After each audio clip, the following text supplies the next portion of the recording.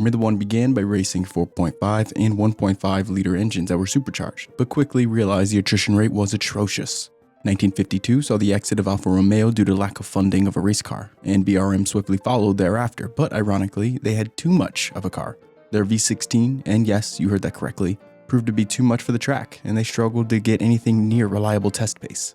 They'd withdraw their beasts, and Ascari would dominate to become the first consecutive champion. Ironically, a majority of his overall wins were not in fact Formula One races. The season would use the Formula 2 specs for the 1952 and 1953 seasons. They'd finish out the decade with the grid settling on the more stable 2.5 liter engines. And this change made it so teams could consistently compete, and thus the birth of the Constructors' Championship in 1958 won by Van Wall. Jack Brabham would take his 2 consecutive titles before the regulations would make their next major shift, the neutered era. From 1961 to 1965 would be the lowest capacity for naturally aspirated engines the sport would ever run on. The grid would be mandated to adopt 1500cc with a minimum 1300cc engines.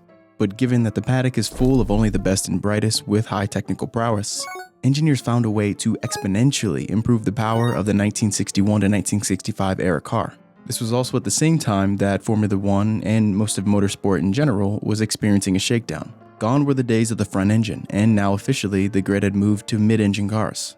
And while this era may not have been the sexiest in terms of Formula One power, it's actually precisely the reason why this is one of my favorite eras in terms of drivers. We got to see what the drivers were capable of when they weren't in absolute monsters of the road.